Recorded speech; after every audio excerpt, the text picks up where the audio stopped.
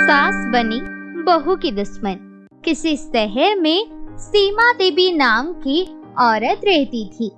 वह अपने बेटे मोहित और पति राजेश के साथ रहती थी।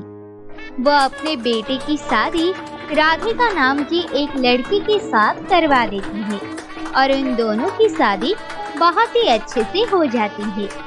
दोनों एक दूसरे के साथ बहुत ही खुशी से रहते थे। सीमा देवी अपने बेटे से बहुत ही ज्यादा प्यार करती थी। एक दिन, माँ, आज मैं काम के लिए जल्दी जाऊंगा, तो आप मेरा खाना जल्दी से टिफिन बॉक्स में रख दो। मैं ऑफिस में जाकर खा लूंगा। और हाँ माँ, आज राधिका अपने घर जाएगी, तो आप उसे कुछ पैसे दे देना, जिससे वो अपने घर के लिए जा सके।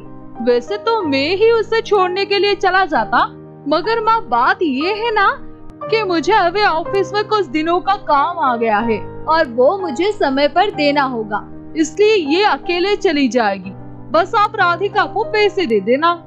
बेटा, ये तुम कैसी बातें कर रही हो?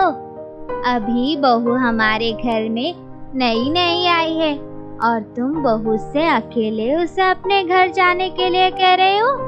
नहीं बेटा, ये गलत है। ये हमारे रीति रिवाज के खिलाफ है। अगर बहू को अपने घर जाना है तो उसे तुम ही छोड़ कर आओगे, वरना बहू अकेले अपने घर नहीं जाएगी बेटा। पर माँ, मुझे तो अभी एक हफ्ते से पहले समय ही नहीं मिलने वाला है, इसलिए राधिका खुद ही चली जाएगी। और वैसे भी इसमें भला क्या दिक्कत है? माँ, शादी से पहले भी तो जब अपने ऑफिस में काम किया करती थी, तब तो वो अकेले ही जाती थी ना, तो भला अब क्या दिक्कत है? हाँ माँ जी, आप मेरे बारे में इतना मत सोचिए। मैं अपने आप घर चली जाऊंगी। मैं पहले भी तो काम से घर पर जाती थी ना। आप फिक्र मत करिए माँ जी। देख बहू, तू मेरी बेटी जैसी है, इसलिए मैं तुझे जो बोल रही हूँ उसे बिल्कुल अच्छे से समझो और अपनी मत चलाओ। ये हमारे रीति रिवाज के खिलाफ है और अगर तुम ऐसा करोगे तो फिर मैं तुम दोनों से कभी भी बात नहीं करूंगी। उसके बाद तुम्हें जो करना है करते रहना, अपने मर्जी से। सीमा ऐसे कहकर एक तरफ मुंह फुलाकर बैठ जाती है। तभी राधिका सीमा से कहती है, अच्छा माँ जी, हमें माफ कर दीजिए, मैं कहीं नहीं जाऊंगी। मोहित जी ही मुझे छोड़ने चलेंगे, तब तक मैं यही रहूंगी आपके पास, जब तक इनका काम खत्म नहीं हो जाता है। क्यों माँ जी, ठीक है ना? अब तो आप खुश हैं ना माँ जी? सीमा मुस्कुरा देती है और फिर मोहित अपने काम के लिए चला जाता है और राधिका भी घर का काम खत्म करके अपनी सासू माँ की देखभाल करने में लग जाती है। राधिका अपनी सासू से बहुत प्यार करती थी और अपनी सास का बहुत ध्यान रखती थी। सीमा भी अपनी बहू से बहुत प्यार करती थी और उसे बिल्कुल अपनी बेटी की तरह मानती थी। दोनों के बीच बहुत ही प्यार था और सीमा के आस पड़ोसी भी उसकी बहू की बहुत ही ज्यादा तारीफ किया करते थे। धीरे धीरे समय बीतता रहा और सीमा देवी की अपनी बहू के प्रति विचार बदलते रहे। फिर एक दिन अचानक, माँ, मैंने पैसे राधिका को दिए हैं।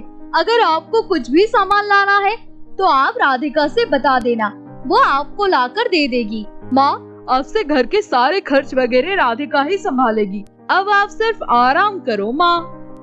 सीमा को ये बात अच्छी नहीं लगती है कि उसका बेटा जो हर महीने अपनी सैलरी अपनी माँ के हाथ में लेकर देता था, अब वो सैलरी अपनी बीवी को देने लगता था।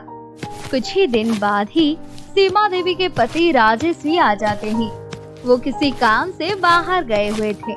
जब वो अपने घर आते हैं तो राधिका अपने पिता से बहुत सारी बातें करती है और हंसी मजाक करती रहती है।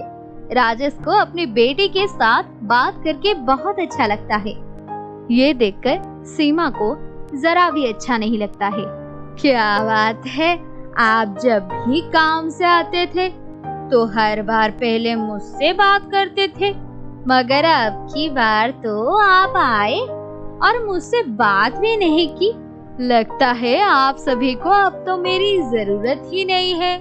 अरे भाग्यवान, ये तुम कैसी बात कर रही हो?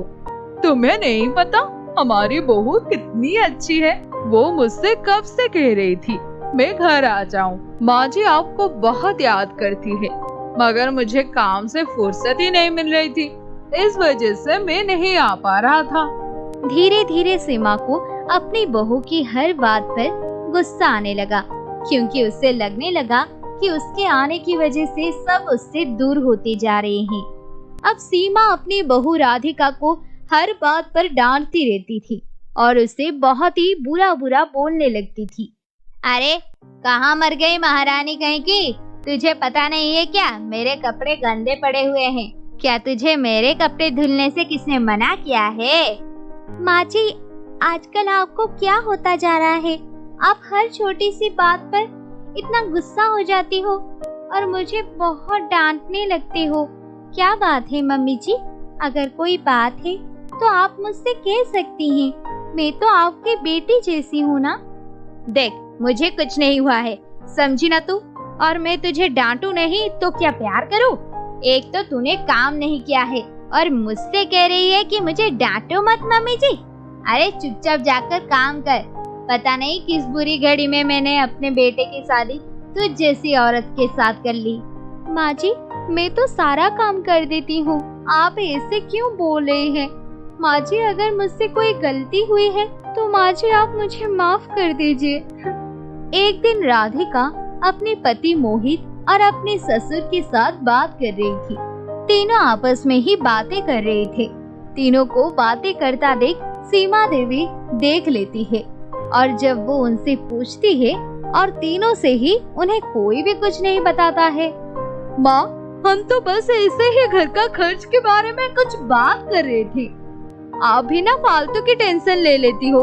चलिए माँ, आप आराम कर लीजिए जाकर, रात हो गई है। वो तीनों भी सोने के लिए चले जाते हैं, मगर सीमा को रात भर नींद ही नहीं आती है। वो ये सोचती रहती है कि उसकी बहू अब उसके बेटे और उसके पति को धीरे धीरे उनसे दूर कर रही है। इस बात से वो बहुत ही ज्यादा गुस्सा हो जाती है। ये बहू मेरे ही घर में रहकर मुझे ही नजरअंदाज कर रही है और मेरे खिलाफ मेरे परिवार को भड़का रही है, पर मैं इसको इसके इरादों में कभी कामयाब नहीं होने दूंगी। इससे तो मैं ऐसी जगह भेज दूंगी जहां से इसका आना मुश्किल हो जाएगा। वो रात को उठकर अपनी बहू के कमरे में जाती है ताकि वो उसे मार सके।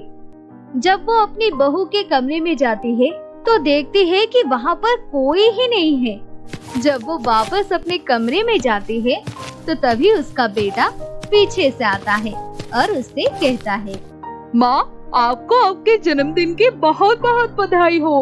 आप मेरे सबसे प्यारी माँ हो। सभी उनके जन्मदिन की तैयारी में लगे हुए थे। ये देखकर सीमा की आंखों में आंसू आ जाता है।